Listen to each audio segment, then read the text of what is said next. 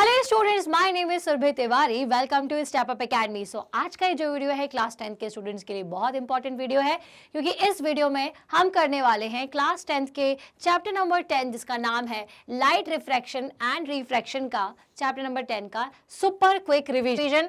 सो चलिए स्टार्ट करते हैं सबसे पहले टॉपिक से, जिसका नाम है रिफ्लेक्शन ऑफ लाइट। तो लाइट क्या होती है? Light is the form of energy due to which we can see the object, जिसकी मदद से हम ऑब्जेक्ट्स को, चीजों को बहुत आसानी से देख सकते हैं। पहली चीज ये याद रखिएगा। दूसरी चीज पर आ जाते हैं कि रिफ्लेक्शन ऑफ लाइट क्या होती है। तो लाइट जब भी किसी स्मूथ पॉलिश सरफेस पर पड़ती है तो लाइट रे जो है वो बाउंस बैक हो जाती है, जस्ट लाइक दिस। तो इसे ही हम क्या कहते हैं? रिफ्लेक्शन। तो व्हेन अ रे of light approaches a smooth polished surface and the light रे bounces back, it is called the reflection of light. बच्चों बहुत इंपॉर्टेंट है reflection of light. Now the next is when रे of light falls of any object it return back in the same medium from the surface. अब medium क्या होता है? हमारे पास water है, एयर है, एटमॉस्फेयर है, तो ये सभी चीजें क्या है? मीडियम है। मीडियम कहाँ नहीं होता? स्पेस में मीडियम नहीं है, क्योंकि वहां पर कोई भी एयर मौजूद नहीं है। तो जिस मीडियम में लाइट रे आती है, किसी भी चीज पे पड़ती है, और जब रिफ्लेक्ट होती है तो रिफ्लेक्ट होने के बाद उसी मीडियम से वापस चली जाएगी, उसी मीडियम में ही जाती है, तो मीडियम चेंज नहीं होता है। नाउ द नेक्स्ट इज कि इसमें तीन चीजें होती हैं जब रिफ्लेक्शन की जो कॉन्सेप्ट है। तो जो रे किसी सरफेस पर आ रही है, पड़ रही है, उसे हम क्या कहते हैं? उसे हम कहते हैं इंसिडेंट रे। दूसरी चीज क्या रखनी है याद? जो रे रिफ्लेक्ट हो जाती है, मतलब बाउंस बैक हो जाती है, उसे आप कहते हैं रिफ्लेक्टेड रे। और इन दोनों के बीच में अगर एक लाइन ड्रॉ करूं तो जिसे हम कहते हैं नॉर्मल। तो जिस भी पॉइंट पर रिफ्लेक्शन इंसिडेंट हो रहा है, या रिफ्लेक्शन या इंसिडेंट रे दोनों आ रहे हैं, उस पॉइंट पर जो नॉर्मल जब हम ड्रॉ करते हैं तो ये सारी चीजें एक ही प्लेन पर होती हैं, अलग अलग नहीं। एक ही पॉइंट पर, एक ही प्लेन पर ये सारी चीजें रहती हैं। और दूसरी चीज, जिस एंगल के साथ इंसिडेंट होती है रे, उसी एंगल के साथ रिफ्लेक्ट होती है। तो याद रखिएगा, angle of incident is equals to angle of reflection. Clear है बच्चों? तो अभी रिफ्लेक्शन, ये जो कॉन्सेप्ट है, ये होता कहां पर है? तो ये जो रिफ्लेक्शन है ना, ये मिरर्स में होता है। अब मिरर्स में होता है, सभी जगह पर बहुत अच्छी तरीके से होता है रिफ्लेक्शन, जरूरी नहीं कि सिर्फ मिरर्स में हो। ओके, मिरर में रिफ्लेक्शन को बहुत अच्छी तरीके से समझा जा सकता है। बट रिफ्लेक्शन जो है ये खुद दो तरीके का होता है, regular reflection and regular reflection. Regular reflection कौन सा होता है भाई? जहां पर अगर आपको रिफ्लेक्शन हो रहा है और चीजें साफ साफ दिख रही है, एकदम क्लियर, तो वो कहलाएगा रेगुलर रिफ्लेक्शन। जैसे कि आप जब अपने आप को मिरर में देखते हैं तो आप बिल्कुल साफ दिखते हैं। या फिर आप किसी ब्यूटीफुल सी जगह पर हैं जहां पर पानी भरा हुआ है, उसके पास एक पेड़ है, उस पेड़ का रिफ्लेक्शन आपको पानी में क्लियर दिखता है, लेकिन जैसे ही किसी ने पत्थर उस पर मार दिया तो उसमें वेव्स क्रिएट हो जाती हैं, और वहां पर आपको इमेज तो दिखती है लेकिन अच्छी नहीं, कुछ उबड़ खाबड़ अजीब सी इमेज दिखेगी, क्लियर इमेज नहीं दिखेगी। तो उसे आप क्या कहते हो? Irregular reflection. तो जहां पर रिफ्लेक्शन जो है वो बिल्कुल प्रॉपर होता है, स्मूथ होता है, उसे रेगुलर रिफ्लेक्शन कहा जाता है। और जो सेकंड मैंने आपको बताया है, जहां पर आपको ट्री का रिफ्लेक्शन तो दिखा लेकिन प्रॉपर नहीं दिखा, तो वो क्या कहलाता है? आपका irregular reflection. So regular reflection when a beam of parallel light ray, देखिए parallel light ray incident on a smooth and plane surface and reflect ray will also be parallel. तो मतलब कहने का ये है कि अगर इंसिडेंट रे पैरेलली किसी सरफेस पर आ रही है और पैरेलली ही रिफ्लेक्ट हो जा रही है, तो हम उसे क्या कहते हैं बच्चों? उसे हम कहते हैं रेगुलर रिफ्लेक्शन। वही अगर दूसरी बात की जाए इर्रेगुलर रिफ्लेक्शंस की, तो जब पैरेलल लाइट रेज किसी भी ऐसी रफ सरफेस पर पड़ेंगी तो पैरेलली इंसिडेंट होती है, बट रिफ्लेक्शन के बाद ये पैरेलल नहीं होती है, तो ये लाइट रेज क्या कहलाती हैं? ये कैसा रिफ्लेक्शन देती है? Irregular reflection. तो when a parallel light ray fall on a rough surface, all the ray of light are reflected on all possible direction, this is called the diffused और irregular reflection. इसे आप क्या कहोगे? इसे आप नॉट पैरेलल नहीं लिख देना, इसे आप कहेंगे कि ये रिफ्लेक्शन के बाद सारी पॉसिबल डायरेक्शन में चली जाती हैं। क्लियर है? तो ये दोनों चीजें समझने के बाद अब हम आ जाते हैं सीधे मिरर्स पर। तो मिरर को समझना बहुत ज़्यादा ज़रूरी है, क्योंकि रिफ्लेक्शन मिरर्स में होता है। मिरर दो तरीके के होते हैं, पहला होता है plane mirror and second one is spherical mirror, जैसे कि आपको यहाँ पर दिखाई दे रहा है। तो प्लेन मिरर के लिए आपसे बच्चों एग्जाम में पूछा जा सकता है कि कैसी इमेज इसमें बनती है। तो ये कैसी इमेज बनाता है? वर्चुअल इमेज बनाता है। अब पहले तो वर्चुअल को समझिए, दो वर्ड आप बार बार सुनेंगे, वर्चुअल और रियल। वर्चुअल का मतलब होता है जिसे आप स्क्रीन पर ऑब्टेन नहीं कर सकते। फॉर एग्जाम्पल अगर मैं यहाँ पर एक स्क्रीन लगा दूं तो क्या आपको मिरर के पीछे उस पर आपकी इमेज दिखती है? नहीं। तो ऐसी सारी चीजें, ऐसे सारे मिरर्स जो कि आपको स्क्रीन पर इमेज नहीं दे पा रहे हैं, वो इमेज वर्चुअल होती है। वहीं कुछ ऐसे भी मिरर्स होते हैं जिसकी स्क्रीन पर इमेज आप देख सकते हो। आफ्टर रिफ्लेक्शन आपको जो इमेज है वो किसी पर्दे पर दिखाई दे रही है, तो वो जो मिरर रिफ्लेक्शन करके इमेज दे रहा है वो इमेज कैसी होती है? रियल इमेज होती है। तो प्लेन मिरर के केस में आपको कैसी इमेज मिलती है? प्लेन मिरर के केस में आपको वर्चुअल इमेज मिलती है। इमेज का साइज बिल्कुल सेम रहता है, जितना बड़ा ऑब्जेक्ट है उतना बड़ा इमेज आपका क्रिएट होगा। इमेज और ऑब्जेक्ट के बीच का डिस्टेंस बिल्कुल इक्वल होता है और हमेशा जो इमेज है वो कैसी होती है? इरेक्ट होती है। तो द डिस्टेंस और ये सारी चीजें तो बहुत इंपॉर्टेंट थी, आप देख ही रहे हैं। जितनी भी पॉइंट मैंने बताए हैं उन्हीं से रिलेटेड आपसे क्वेश्चंस पूछे जा सकते हैं। हाँ, अब लैटरल इन्वर्जन जो है ये आपके प्लेन मिरर में जरूर होता है, ये बात याद रखिएगा। लैटरल इन्वर्जन का मतलब left appear right and right appear left, जिसके वजह से ही हमारे जितने भी अल्फाबेट्स होते हैं वो हमें उल्टे सीधे दिखाई देते हैं। क्लियर है? सो ये आप एम्बुलेंस में उल्टे अक्षर क्यों दिखाई देते हैं? ताकि जब हमारे मिरर पर वो चीज दिखे तो वो सीधी दिखे। क्लियर है ना? तो इसी को लैटरल इन्वर्जन कहते हैं। अब आ जाते हैं हमारे दूसरे टाइप के मिरर पर। तो स्फेरिकल मिरर दो तरीके के होते हैं, एक होता है कॉनकेव मिरर और एक होता है कॉन्वेक्स मिरर। कॉनकेव मिरर को कैसे समझाओगे कि तो केव का मतलब क्या होता है बच्चों? गुफा। तो गुफा की तरह गहरा कौन है? ये देखिए, तो वो मिरर जिसका ये जो गहरा वाला पोर्शन है वो अनपॉलिश्ड और पीछे वाला उभरा हुआ जिसे बल्ज कहते हैं वो पेंटेड हो, उसे हम क्या कहेंगे? Concave mirror. कॉन्वेक्स मिरर को जिसका बल्जिंग पोर्शन, उठा हुआ उभरा हुआ ये जो पोर्शन है ये रिफ्लेक्टिंग सरफेस होती है और दूसरे साइड हम इसे पेंट अगर कर देते हैं, पॉलिश कर देते हैं, तो इसे हम कॉन्वेक्स मिरर कहते हैं। अब बारी आती है कि ये बने कैसे। तो हमारे पास एक स्फेरिकल ग्लास था, इस स्फेरिकल ग्लास को मैंने बीच में से इस तरह से कट कर दिया तो मुझे दो पोर्शन मिलेंगे।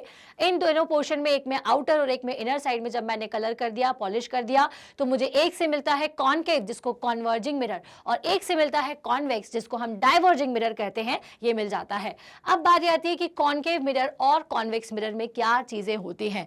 अब देखिए, कॉनकेव मिरर एक ऐसा मिरर है जिसमें आपको रियल, वर्चुअल, इन्वर्टेड, इरेक्ट हर तरीके की इमेज मिलती है। डिपेंड करता है कि हमने कितनी दूरी पर, मतलब कि ऑब्जेक्ट का इमेज के साथ, ऑब्जेक्ट मतलब कुछ भी हो सकता है। जैसे कि अगर इस स्पून में आप देखोगे तो स्पून का जो गहरा वाला पोर्शन होता है और जो वो कौन सा होता है, वो आपका कॉनकेव मिरर होता है। तो देखिए, कॉनकेव मिरर में मैं कैसे दिखाई दे रही हूँ, जब मैंने सामने से स्पून को रखा है तो मैं उल्टी दिखाई दे रही हूँ, सारी पूरी की पूरी चीजें इसके अंदर समा गई हैं।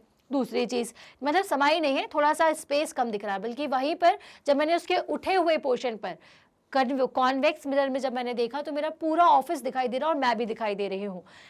तो ये दो चीजें बहुत इंपॉर्टेंट है। कैसे? देखिए, पहली चीज तो कॉनकेव के बारे में पढ़ रहे हैं, तो कॉनकेव मिरर एक ऐसा मिरर है जो कि आपको वर्चुअल इमेज भी देता है, इरेक्ट इमेज भी देता है, रियल इमेज भी देता है, इन्वर्टेड इमेज भी देता है, डिमिनिश्ड भी देता है और एनलार्ज भी देता है। डिपेंड क्या करता है कि हमने ऑब्जेक्ट को कितने दूरी पर मिरर से रखा हुआ है। क्लियर है ना? अब यहाँ पर देखिए कि क्योंकि इसकी इमेज को हम इसमें बनने वाली इमेजेस को हम स्क्रीन पर ऑब्टेन कर सकते हैं, इसलिए कॉनकेव मिरर को आप क्या कहते हो कि एक रियल इमेज देने वाला मिरर होता है। लेकिन कॉन्वेक्स मिरर की अगर बात करूं तो कॉन्वेक्स मिरर कैसा मिरर होता है बच्चों? कॉन्वेक्स मिरर हमेशा आपको वर्चुअल इमेज देता है, कभी रियल इमेज नहीं मिलेगी। आप ऑब्जेक्ट को कितनी भी दूरी पर रख दीजिए, आपको हमेशा पॉइंट साइज, मतलब कि ऑब्जेक्ट से काफी छोटी इमेज जो है वो आपको मिरर पर मिलती है। क्लियर है? चलिए, अब इसके से रिलेटेड जब आपको क्वेश्चन पूछा जाएगा कि इसका इमेज फॉर्मेशन बताइए, रे डायग्राम बना करके बताइए, तो कुछ टर्म्स जो है मिरर से रिलेटेड वो आपको पता होना चाहिए। जैसे सबसे पहले कि मिरर जिस भी सर्कल से, स्फेयर से मिलकर के बना हुआ है उसका एक सेंटर हुआ होगा, तो इसे क्या कहते हैं? जिस सेंटर से कट करके बनाया हुआ है इस सेंटर को आप क्या कहते हो? Centre of curvature. तो कॉन्वेक्स के केस में सेंटर ऑफ कर्वेचर किस साइड पर दिख रहा है बच्चों? ये मुझे राइट साइड पर दिख रहा है। वहीं कॉनकेव के केस में सेंटर ऑफ कर्वेचर कहां पर है? लेफ्ट साइड पर अपीयर हो रहा है। क्लियर है? सो सेंटर हो गया। इसके बाद होता है पोल, तो अपर्चर, ये क्या कहलाता है? इसका अपर्चर कहलाता है। तो सेंटर से पोल के बीच में अगर एक स्ट्रेट लाइन ड्रॉ करें तो जिस पॉइंट पर मिलेगा, या फिर मिरर का जो मिड पॉइंट होता है उस पॉइंट को हम क्या कहते हैं? पोल कहते हैं।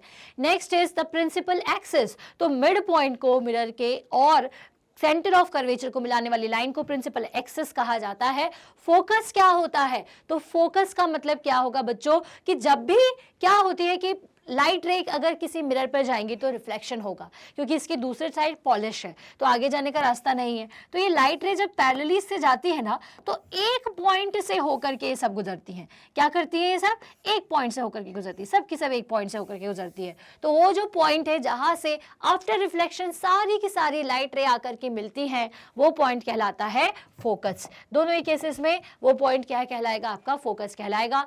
फोकल लेंथ क्या होती है, तो distance between focus from the pole is half the radius of curvature. ठीक है, अब ये फोकस होता कहां पर है, तो देखिए ये है आपका रेडियस।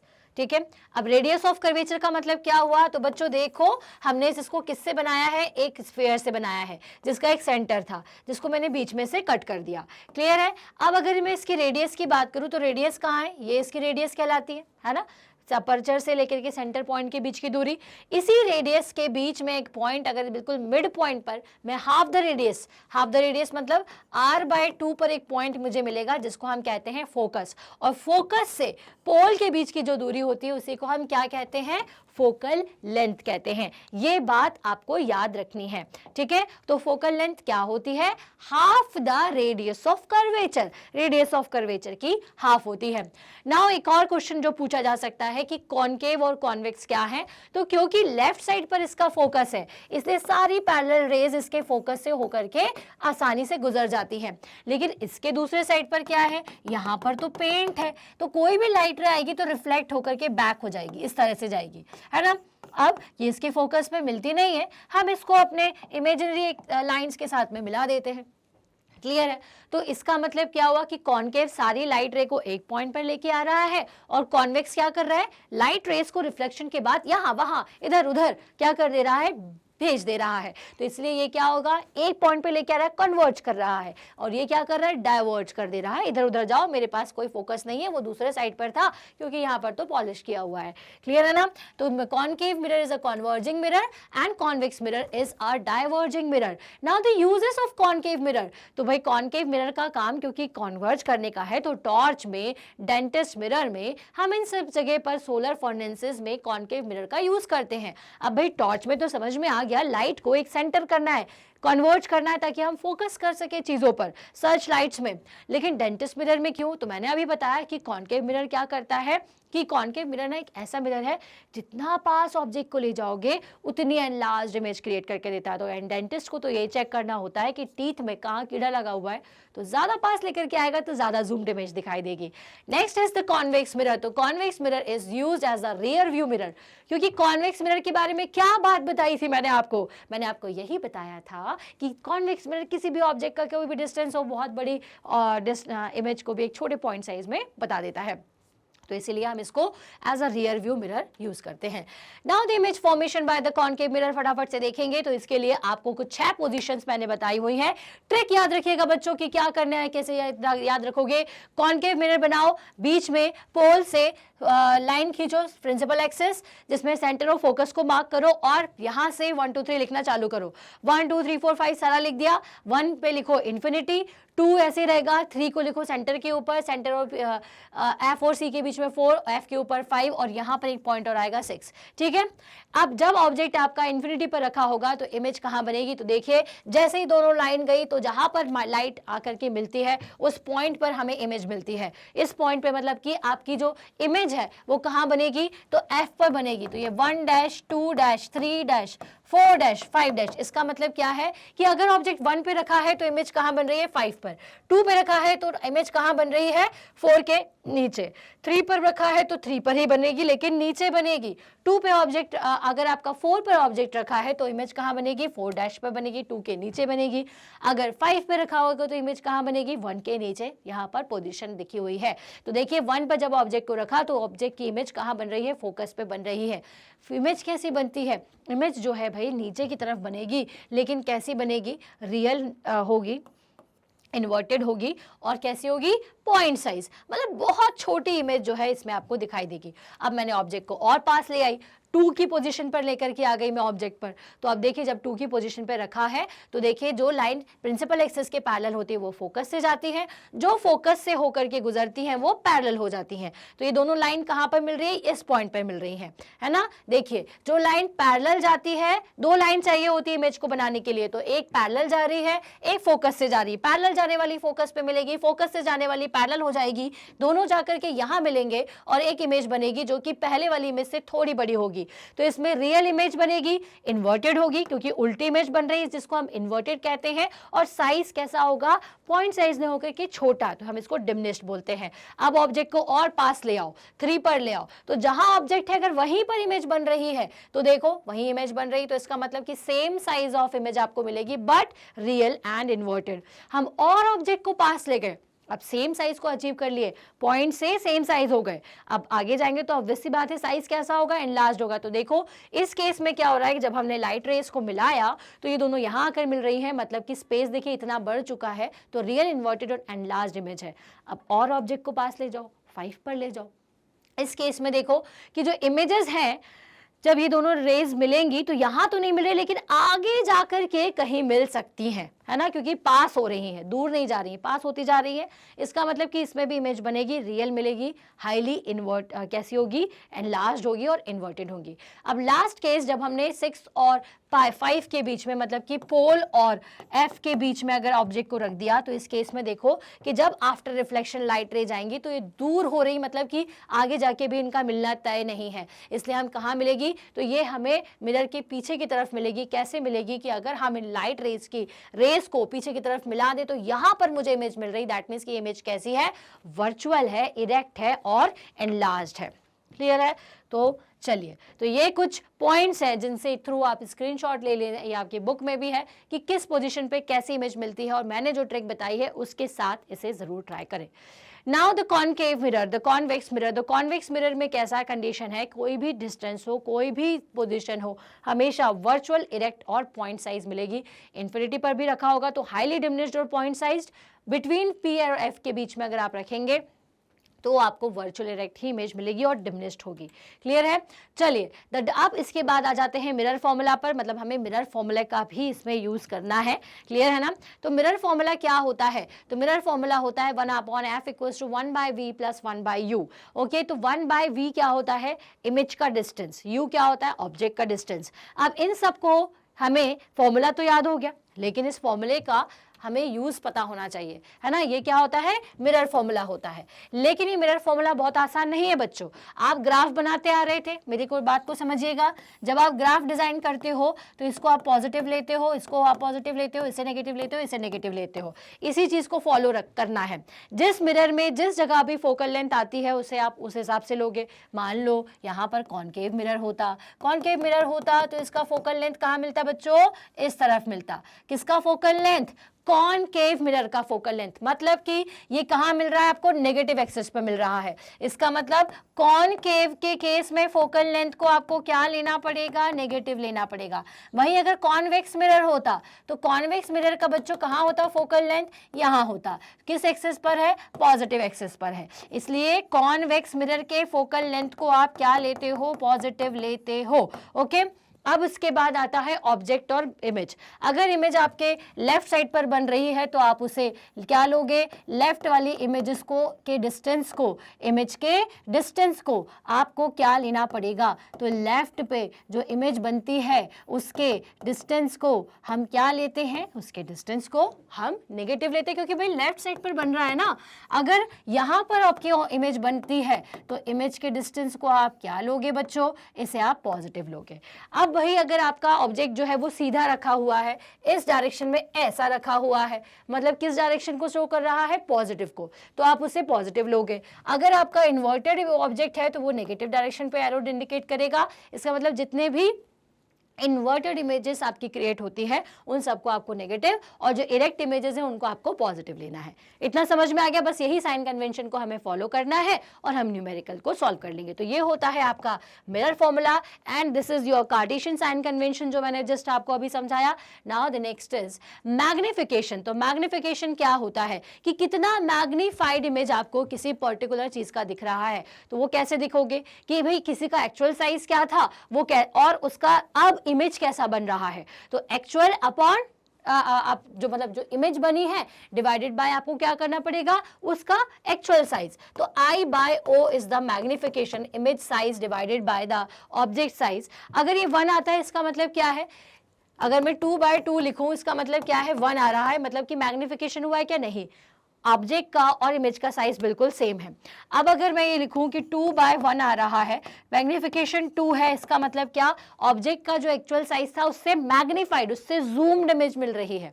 वहीं अगर वैल्यू m की छोटी आएगी, ठीक है, अगर m की वैल्यू छोटी आए तो इसका मतलब क्या होगा, इसका मतलब ये है कि इस केस में 0.3 आएगा वो। तो इस केस में क्या होगा, इस केस की बात करें तो इस केस में हमें कैसी इमेज मिलेगी, पॉइंट साइज या छोटी इमेज मिलेगी। ओके, सो मैग्निफिकेशन का फॉर्मूला क्या होता है, height of the object about the height of the image divided by the height of the object. तो मैग्निफिकेशन का फॉर्मूला हम और किस तरह से लिख सकते हैं, तो V/U से भी लिख सकते हैं। अब क्योंकि जो आपका एक ऑब्जेक्ट है वो या तो लेफ्ट साइड पर होगा तो इसी वजह से हम इसको नेगेटिव लेते हैं। तो m इक्वल्स टू -V/U होता है। Now the refraction of light, next is the refraction of light. तो रिफ्रैक्शन का मतलब क्या होता है, the bending of ray of light as it passes from the one medium to the another is called the refraction of light, and it is just due to the change in the velocity of the light while traveling from the one medium to the another medium। Basically क्या होता है कि light जब एक medium से दूसरे medium में जाती है, एक मीडियम एयर दूसरा मीडियम ग्लास, तो वो बैंड हो जाती है। ये बैंडिंग क्यों होती है, क्योंकि लाइट की स्पीड कम हो जाती है। लाइट की स्पीड एयर में 3 × 10⁸ मीटर पर सेकेंड होती है, वही वैक्यूम और एयर की अगर बात करी जाए और बाकी जगह पर अकॉर्डिंग टू द डेंसिटी है, मतलब कि कितना डेंसर मीडियम है उसके अकॉर्डिंग लाइट रे जो है वो स्लो हो जाती है, तो बेंड हो जाती है। अब जितना ज्यादा मीडियम डेंस होगा उतना ज्यादा ये क्या होती है, किस तरह बेंड होती है, इस बात को समझ लीजिए कि अगर मान लीजिए कि आपका मीडियम है, ठीक है, और ये थोड़ा कम डेंस है, लेस डेंस है, ठीक है, और मतलब कि डेंसर नहीं है, मान लीजिए मीडियम 1, ठीक है, और ये है आपका मीडियम 2 जो कि थोड़ा ज्यादा डेंस है ना। तो जब एक लाइट रे डेंसर मीडियम की तरफ जाती है तो हम अगर उसके पॉइंट पर एक नॉर्मल ड्रॉ करें अगर, तो वो सभी एक ही पॉइंट पर होंगे, एक ही पॉइंट पर बनेंगे। तो रिफ्रैक्शन किस तरफ होगा, टुवर्ड्स। तो ये जो लाइट है वो किस तरफ बेंड होगी, टुवर्ड्स नॉर्मल, ठीक है। अब भाई अगर मैंने क्या किया, इसके बाद से लाइट रे जब वापस से बाहर निकलेंगी, ठीक है, वापस से बाहर निकलेगी, आपने फिर से नॉर्मल ड्रॉ किया तो ये अवे फ्रॉम नॉर्मल होंगी। मतलब कि जब भी कोई लाइट रे रेयर से, ठीक है, रेयर मीडियम से डेंसर मीडियम की तरफ जाती है तो वो नॉर्मल की तरफ झुक जाती है, और डेंसर से रेयर की तरफ जाएंगी तो अवे फ्रॉम नॉर्मल वो शिफ्ट हो जाती है, इस तरह से अपने रास्ते से भटक जाती है, अपने रास्ते से बेंड हो जाती है। ग्लास स्लैब का एग्जांपल आपने देखा ही होगा कि ग्लास स्लैब में अगर एक लाइट रे आ रही है और अगर एंगल ऑफ इंसिडेंट और एंगल ऑफ रिफ्रैक्शन की बात की जाए तो दोनों ही एंगल इस तरह से आप देख सकते हो कि किस तरह से जो लाइट रे है वो आपके रिफ्रैक्ट हो रही है। तो आप नॉर्मल की तरफ ये बैंड हो गई है, उसे जाना कैसा चाहिए था, डॉटेड लाइन से देखिए सीधा जाना चाहिए था, बट नॉर्मल की तरफ बैंड होकर के इस तरह से जा रही है। अगेन इसके बाद इसे सीधा जाना चाहिए तो अब नॉर्मल अगर मैं ड्रॉ करूं तो ये अवे फ्रॉम नॉर्मल होकर के इस तरह से निकल रही है। इसलिए जो आपकी लाइट का जो आपको डांसिंग टाइप लाइट दिखती है, पहले ऐसे गई फिर ऐसे गई फिर ऐसे चली गई, ठीक है। Now the ratio of the sine of the angle of incident to the sine of the angle of refraction of the particular pair of the medium is constant, thus if the angle of incident is I and the angle of refraction is R। मतलब क्या है कि जिस angle से कोई भी light ray incident करती है और जिस एंगल से लाइट रे रिफ्लेक्ट करती है उसके दोनों का एंगल हमेशा कांस्टेंट आता है, जिसे हम म्यू से रिप्रेजेंट करते हैं, जिसे स्नेल्स लॉ कहा जाता है। इंसिडेंट रे, रिफ्रैक्टेड रे एंड नॉर्मल ये सभी एक ही प्लेन पर लाए करते हैं, जैसा कि हमने देखा। Next is refractive index. तो रिफ्रैक्टिव इंडेक्स आपको ये क्वांटिटी होती है, एक डायमेंशनल लेस क्वांटिटी है, जो कि ये बताती है कि कितने एक्सटेंट पर कोई लाइट रे जो है वो बेंड हुई है, कितनी ज्यादा बेंड हुई है, जिसमें लाइट रे सबसे ज्यादा बेंड होती है उसका रिफ्रैक्टिव इंडेक्स उतना ही ज्यादा होता है। तो अगर मुझे रिफ्रैक्टिव इंडेक्स निकालना है किन्हीं भी दो मीडियम के बीच में तो मैं कैसे निकाल सकती हूँ? मान लीजिए मुझे निकालना है मीडियम 2 का, तो हम कैसे निकालेंगे? Speed of the light in medium 1 to the speed of the light in the medium 2, that is v1 upon v2। अब अगर मुझे 1 में निकालना है विद रिस्पेक्ट टू 2 तो हम क्या करेंगे? Speed of the light in medium 2 divided by speed of the light in medium 1। ठीक है, अगर वैक्यूम है एक मीडियम और दूसरा मीडियम कुछ भी है, तो जो अगर हमें स्पीड निकालनी है तो speed of the light in air divided by the speed of the light in medium हम कर देंगे, और इस तरह से हम रिफ्रैक्टिव इंडेक्स निकाल सकते हैं। मतलब speed of the light in air divided by speed of the light in medium is the refractive index of the air. Okay, तो रिफ्रैक्टिव इंडेक्स का मतलब क्या हुआ? तो अगर मैं वाटर का रिफ्रैक्टिव इंडेक्स निकालूंगी तो वो कितना आएगा? 1.33 आएगा। इसी तरीके से आपको इन सारे रिफ्रैक्टिव इंडेक्स के बारे में याद होना चाहिए। जैसे एयर का 1.00003 होता है जो कि बहुत कम है, आइस का 1.31 होता है, वाटर का इतना होता है। सबसे ज़्यादा डायमंड पर और कार्बन डिसल्फाइड पर आपके क्वेश्चन आ सकते हैं। टर्पटाइन ऑयल जो होता है उस पर भी आपके क्वेश्चन आ सकते हैं। तो देखिएगा, याद रखिएगा, सबकी वैल्यू आपको याद होना चाहिए। रिफ्रैक्टिव इंडेक्स जिसका ज्यादा होता है उसमें बेंडिंग ऑफ लाइट सबसे ज्यादा होगी, ये बात आपको याद रखनी है। रिफ्रैक्शन किस में होता है? तो लेंसेज में होता है। अगेन लेंस क्या होता है? ट्रांसपेरेंट मीडियम होता है जिसकी दोनों साइड जो होती हैं वो ट्रांसपेरेंट होती हैं। कॉनकेव मिरर जो होते हैं वो भी, लेंस जो होते हैं वो भी दो तरीके के होते हैं, कॉन्वेक्स एंड कॉनकेव मिरर। तो ये मिरर जो कि गहरे होते हैं वो कॉनकेव लेंस कहलाते हैं और ये होते हैं convex mirror. Okay, spherical mirror और कॉनकेव लेंस, स्फेरिकल लेंस के बीच में डिफरेंस क्या है? इसमें इमेज का फॉर्मेशन रिफ्लेक्शन से होता है, इसमें इमेज का फॉर्मेशन रिफ्रैक्शन से होता है। यहाँ पर स्फेरिकल मिरर में एक फोकस होता है, बल्कि स्फेरिकल लेंस में दो फोकीज होते हैं। The centre of the spherical mirror is termed as the pole and the centre of the spherical mirror is termed as the optical centre. So here the some termed which are used in the lenses, that is the optical centre. तो optical centre कौन सा होता है बच्चों? ये जो बीच वाला point है उसे हम कहते हैं ऑप्टिकल सेंटर। प्रिंसिपल एक्सिस कौन सी होती है? ये प्रिंसिपल एक्सिस होती है। प्रिंसिपल फोकस क्या होता है? तो वो पॉइंट जहां पर साइली लाइट रेज रिफ्रैक्शन के बाद आकर के मिलती हैं, से होकर के जाती हैं, उसे हम क्या कहते हैं? फोकस कहते हैं। ऑप्टिकल सेंटर से फोकस के बीच की दूरी क्या कहलाती है? फोकल लेंथ कहलाती है। अपर्चर क्या होता है? तो this is the aperture of lens and this in the case of the concave lens this is the aperture of the concave lens। Clear है? Now the image formation in lens. अब ray diagram की मदद से समझ लेते हैं कि कैसे इमेज फॉर्मेशन होता है। मान लीजिए मेरे पास कॉनकेव मिरर है, यहाँ से light parallel to principal axis थी, आफ्टर रिफ्रैक्शन किससे जाएगी? फोकस से जाएगी। तो एक फोकस यहाँ है, दूसरा फोकस यहाँ है, तो कॉनकेव के केस में फोकस 2 से होकर के गुजरेगी। वहीं अगर मैं बात करूँ किसकी? कॉनकेव लेंस की, तो कॉनकेव लेंस के केस में जो लाइट पैरेलल जाती है, क्योंकि वो डाइवर्जिंग लेंस है तो डाइवर्ज कर देगा कॉनकेव, और ये लाइट रे इधर कहीं चली जाएंगी और हम इसको इमेजिनरी तरीके से मिलाएंगे तो फोकस 1 पर आकर के यहाँ मिलेगी। वहीं अगर फोकस से कोई लाइट रे आ रही है तो वो आफ्टर रिफ्रैक्शन पैरेलल हो जाएगी in case of the convex lens, आप देख सकते हैं। और कॉनकेव लेंस के केस में देखिए कि जो लाइट रे आपके फोकस से होकर के आएगी, तो ये फोकस इसका इस तरफ है, तो ये किस तरह से कैसे होगी? पैरेलल हो जाएगी। तो हम इसे इमेजिनरी तरीके से मिलाएंगे।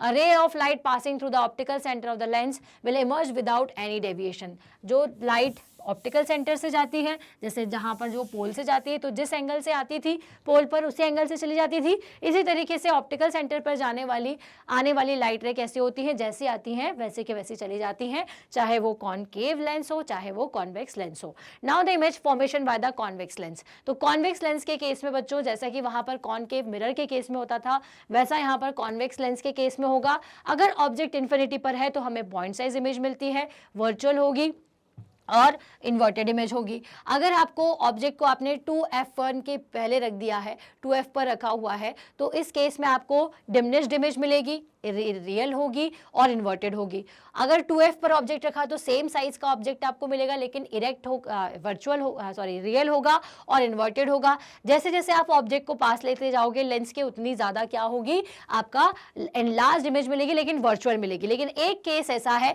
जब आप ऑप्टिकल सेंटर और फोकस के बीच में अगर ऑब्जेक्ट को रखते हैं, तो इस केस में देखिए इमेज का फॉर्मेशन कैसे हो रहा है। लाइट रे यहाँ पर पैरेलल आई, पैरेलल के बाद फोकस पे मिलना थी, मिल गई। यहाँ पर जो लाइट रे ऑप्टिकल सेंटर से जा रही थी सीधे जा रही है, लेकिन दोनों के बीच का स्पेस क्या है, वो इंक्रीज होता जा रहा है। इंक्रीज हो रहा है दैट मीन्स कि आगे जाकर के नहीं मिलेंगी, और इस तरह से यहाँ पर जो इमेज का फॉर्मेशन है वो कैसा होगा, वर्चुअल होगा और एनलार्ज्ड होगा। Now the case of the concave lens, तो कॉनकेव लेंस के केस में क्या होता है भाई, ये मिरर नहीं है, यहाँ पे गलती से लिख दिया है, ये लेंस है। तो कॉनकेव लेंस के केस में क्या होता है, दो ही केसेस हैं, इन्फिनिटी पर और between infinity and optical centre, कहीं पर भी ऑब्जेक्ट रखा हुआ हो, वर्चुअल और इरेक्ट, और साथ में साइज कैसा, डिमिनिश्ड साइड आपको मिलेगा, and this is the case of the convex lens. Okay, देखिए कॉनकेव के केस में इस तरह से इमेज फॉर्मेशन हमें देखना है। Now the next is the direction of incident ray, मतलब कि वही साइन कन्वेंशन ऑफ लेंसेज, तो बिल्कुल सेम वही साइन कन्वेंशन हमें यूज करना है जो हमने मिरर के केस में किए थे, और इससे हमें दो फॉर्मूलेज मिलते हैं। One is the lens formula, magnification, and lens power. Lens formula क्या होता है, जस्ट लाइक मिरर फॉर्मूला, बस यहाँ पर डिफरेंस क्या याद रखना है बच्चों, ये देखो नेगेटिव साइन होता है, ठीक है। अब वही यहाँ पर भी वही होगा कि कॉनकेव लेंस के केस में क्या हो जाएगी, फोकल लेंथ नेगेटिव, वहीं कॉन्वेक्स लेंस के केस में पॉजिटिव रहेगी, याद रखोगे। मैग्निफिकेशन का फॉर्मूला I/O होता है, लेंस फॉर्मूला क्या होता है, 1/f होता है, 1/f मीटर में है, तो इसे हम किस में लिखेंगे, डायप्टर में लिखेंगे, तो पावर हमें हमेशा डायप्टर में मिलती है। Now the uses of the concave lens, binocular telescope, eye glasses to correct the night near sightedness, and camera, flash light, इन सभी में हम किसका यूज करते हैं, कॉनकेव लेंस का। कॉन्वेक्स लेंस क्या करता है, मैग्नीफाइंग ग्लासेस का काम आई ग्लासेस, कैमरा और माइक्रोस्कोप्स में हम करते हैं। और इसी के साथ it is the super quick revision यहाँ पर हम कंप्लीट करते हैं किसका, आपके chapter light reflection and refraction के। इसके अगर आपको देखना है मोस्ट एक्सपेक्टेड क्वेश्चंस, एमसीक्यूज, तो सब कुछ कंप्लीटेड है बच्चों। एग्जाम की तैयारी में बिल्कुल देरी ना करो, जाओ फटाफट से डिस्क्रिप्शन में लिंक दी हुई है, उसकी तैयारी करो। चलिए हम मिलेंगे हमारे नेक्स्ट वीडियो में, तो आज ही सब्सक्राइब करिए स्टेप अप एकेडमी को सारी अपडेटेड डिटेल्स के लिए, क्योंकि स्टेप अप एकेडमी पर सारी ही क्लासेस की, तो क्लास ऑनलाइन सब्जेक्ट की क्लासेस तो होती ही है, साथ ही साथ जितने भी कॉम्पिटिटिव एग्जाम्स हैं उनकी भी हम प्रिपरेशन करवाते हैं। साथ ही साथ अगर आप note, sample papers, previous year question paper सब कुछ लेना चाहते हैं, सॉल्व करना चाहते हैं, तो stepupacademy.ind.in हमारी वेबसाइट है, उसे फॉलो करें, विजिट करें। चलिए मिलेंगे नेक्स्ट वीडियो में, तब तक के लिए थैंक यू सो मच।